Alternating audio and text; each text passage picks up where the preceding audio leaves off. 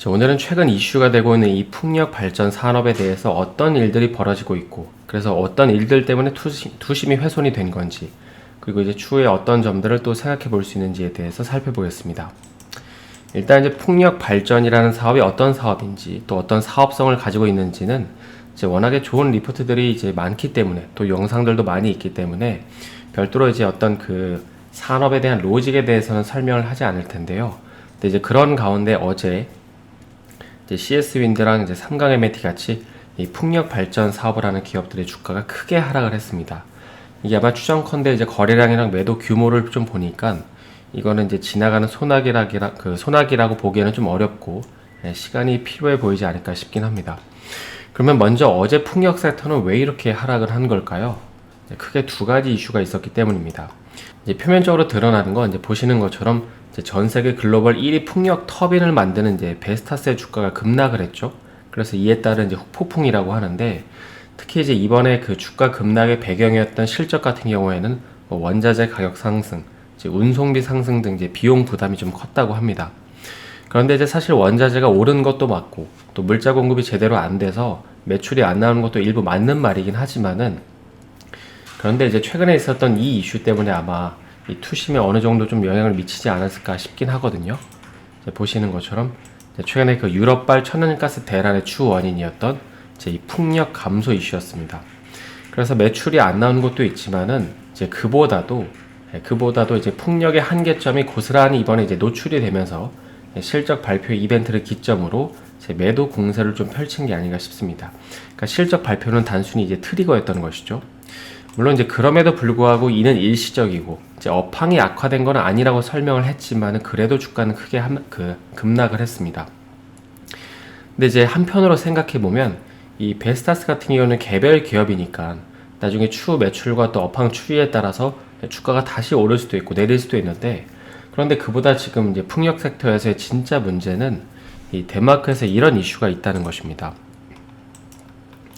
이게 이제 여러분이 풍력 발전이라고 하면 대표적으로 생각나는 나라가 이제 덴마크라는 나라가 있는데, 이 덴마크 같은 경우에는 지난 1998년부터 이 풍력 발전 사업을 시작해서 이제 현재는 자국 전력의 약 42%를 풍력 에너지로 이제 충당을 하고 있다고 합니다. 특히 이제 덴마크가 풍력 발전으로 돌아선 계기를 보면 이제 오일 쇼크가 터지면서 이제 한동안 덴마크가 이제 기름을 못 구하니까 그 여파로 이제 그러니까 거리에서 차가 운행될 수가 없을 정도였다고 합니다. 그래서 이때부터 덴마크는 이제 풍력 발전을 집중적으로 육성을 하기 시작하는데, 그래서 그 방식을 보게 되면 정부가 엄청난 보조금을 지원해주면서 이제 산업을 빠르게 이제 키워 나갔습니다.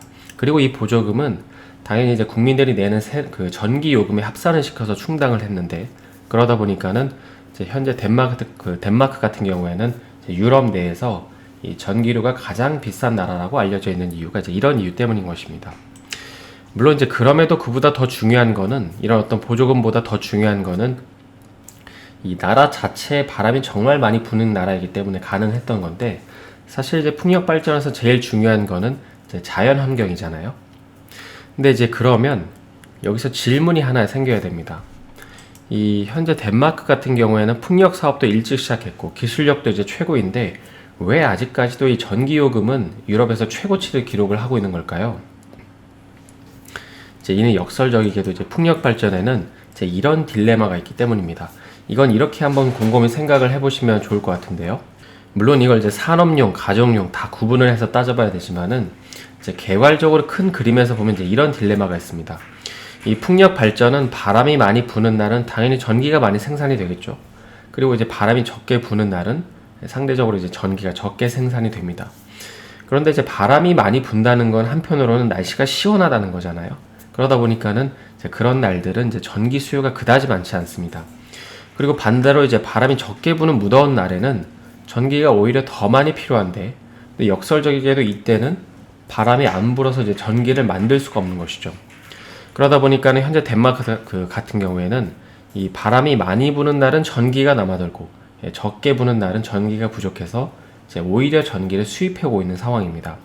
그래서 이런 이유 때문에 이 화석 발전소를 이제 다시금 좀 가동을 이제 하기 시작했고, 이제 원전으로 전기를 생산하는 이제 스웨덴이랑 독일의 전기를 수입하는 이유가 이제 여기에 있는 것이죠. 그러니까 이게 풍력이 친환경적이고 뭐 무공해에다가 탄소 배출도 없는 것도 중요하지만 이게 내가 정작 필요할 때 전기가 끊기면 어떻게 될까요? 따라서 현재 덴마크 같은 경우에는 이제 기업이 성장하는 것과 별개로 이런 문제가 있는데, 그리고 만약에 이제 최근과 같은 사태처럼 이 온난화 문제가 더 심해져서 이런 식으로 이제 바람이 덜 불게 되는 현상이 지속되면 이 지금 현재 풍력의 문제점이라고 지적받는 뭐 고주파나 소음, 뭐 생태계 파괴 같은 이슈들은 약간 고사하고 시간, 그러니까 산업이 발전하는 데 있어서 시간이 더 필요할 수도 있다는 얘기가 나올 수도 있지 않을까 싶긴 합니다. 바람이 안 불면 안 되는 산업이기 때문인 거죠.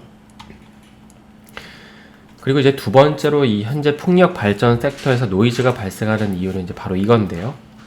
이제 며칠 전에 중국이 발표한 내용인데, 사막 지역에다가 또 한 번의 대규모 풍력 단지를 건설하겠다고, 건설을 착공을 하겠다고 했습니다. 그래서 그 규모를 보게 되면 태양광이랑 합쳐서 약 400기가와트시라고 이제 하죠. 어마어마한 수치인 겁니다. 일전에 한번 영상에서 이제 현재 중국이 이 신장 위구르 지역을 포기하지 못하는 이유를 설명드릴 때, 그 이유 중에 하나가 이 지역에 대단지 풍력 발전소가 있고 여기서 이제 전기를 끌어다가 써야 되기 때문이라고 이제 말씀을 드렸습니다. 이거는 이제 중국의 위먼시를 좀 구글 어스로 확대해 보시면 여기 이런 것들이 다 이제 풍력 발전입니다. 그런데 이제 문제는 이번에 발표하는 걸 두고 한편으로는 아니 이거 풍력 발전도 이제 태양광처럼 본인들이 물량으로 다 찍어 누르려는 게 아니냐는 우려가 생긴다는 것인데요. 그래서 이제 이 기사에서도 좀 그런 점들을 이제 쭉 지적을 하지만, 현재 이제 중국 제품 같은 경우에는 해외보다 한 40%처럼 이제 저렴하고, 또 터빈 용량 역시도 이제 현재 세계 1위 터빈을 생산하는 기업은 이제 앞서 살펴본 이 베스타스가 아니라 16메가와트급 터빈을 내놓은 중국의 이제 명양진흥입니다. 따라서 만약에 이렇게 되면 최악의 경우에는 이제 한국의 OCI처럼 이제 그런 어떤 케이스를 생각을 안 할 수가 없겠죠. 뭐 물론 이제 이거는 너무 앞서간 얘기일 수 있는데, 그럼 앞으로 이런 상황에서 이 풍력 발전은 어떻게 될까요? 앞으로 이 산업이 성장하기 위해서는 어떤 이벤트들이 좀 나와야 되는 걸까요?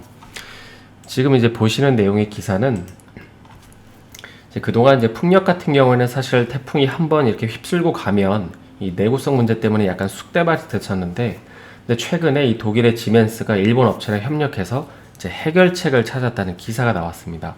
그래서 특히 아시아 지역 같은 경우에는 이 태풍 피해가 되게 빈번하게 발생하잖아요. 그러다 보니까 이제 이쪽 제품에 대한 수요가 늘어날 수밖에 없는 건데, 그런데 이제 CS 윈드 같은 경우에는 뭐 아시는 분들도 있겠지만은 이 지멘스랑 이제 공급 계약을 맺고 있죠. 그래서 이 지멘스 가매사가 현재 그 중국의 상하이 전기에다가 기술을 이 라이센스하는 방식으로 사업을 하고 있습니다.